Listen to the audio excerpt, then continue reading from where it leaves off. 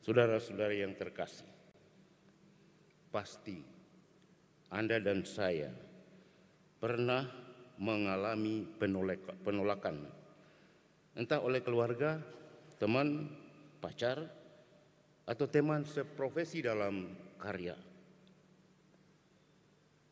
Pertanyaan pertama, perasaan apa yang paling dominan ketika seseorang menolak kehadiranmu, bahkan tidak menganggapmu sebagai teman?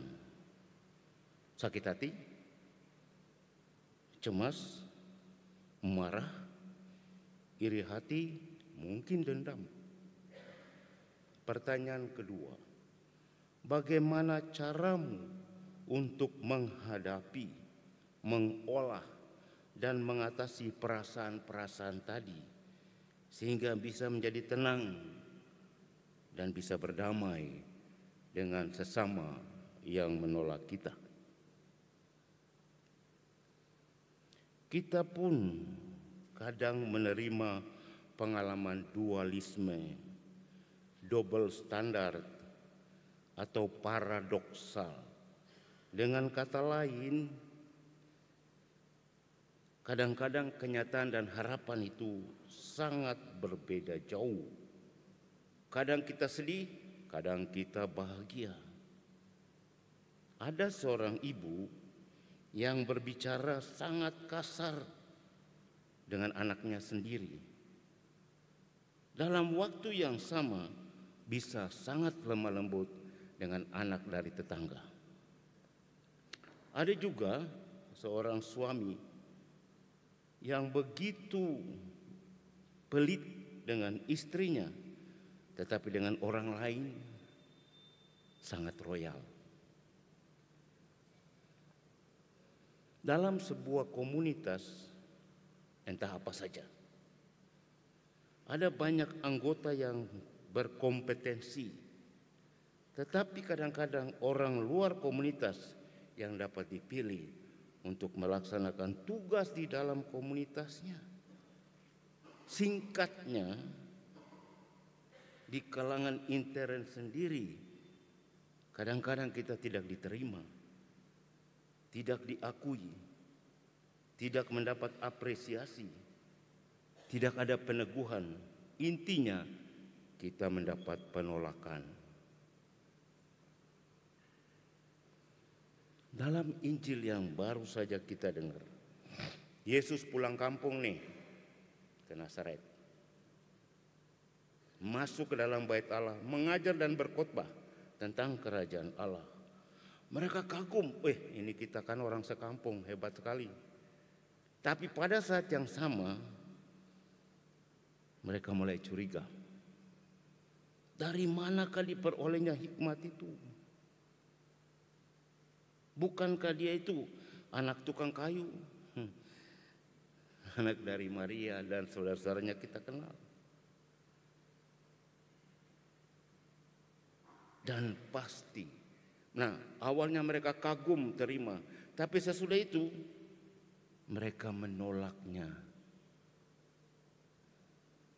Pasti Yesus sebagai manusia mengalami perasaan-perasaan tadi. Lalu Yesus lanjutkan, ya sudahlah kalau begitu. Seorang nabi dihormati di mana-mana kecuali di tempat asalnya, di rumahnya sendiri. Mungkin kita pernah mengalami seperti itu. Saudara-saudara terkasih, marilah dengan rendah hati kita saling menghargai, saling menghormati saudara-saudari kita, keluarga kita, teman-teman kerja kita yang sering berinteraksi dengan kita. Jika teman kita itu berhasil, entah dalam hidup menggereja atau hidup bermasyarakat, mari kita mendukung, kita mengapresiasi. Karena ketika orang itu menerima, atau kalau kita menerima peneguhan, apresiasi dari orang lain, hati kita ini bebas dari rasa sakit hati, menderita dan lain sebagainya. Jadi secara konkret, mari jangan kita melihat luarnya orang. Jangan menilai orang dari sampul suratnya, tapi lihatlah ke dalam isinya. Orang Nazaret itu melihat Yesus hanya dari luarnya sebagai manusia, anak tukang kayu, ibunya Maria. Mereka tidak lihat isi hatinya, dia adalah Tuhan dan penebus. Oleh karena itu, pada kesempatan ini, saudara-saudara yang terkasih, mari kalau kita pernah menjadi orang yang selalu menolak orang lain, atau kita pernah mengalami penolakan, mari saat ini kesempatan kita mohon ampun. Apalagi sesudah misa dan adorasi ada sakramen pengakuan dosa. Nah, akhirnya ada satu lagu kan, jangan salah menilai. Dari siapa pasti Anda tahu. Jangan cepat menilai orang lain dari luarnya, tapi dari isi hatinya yang sangat dalam.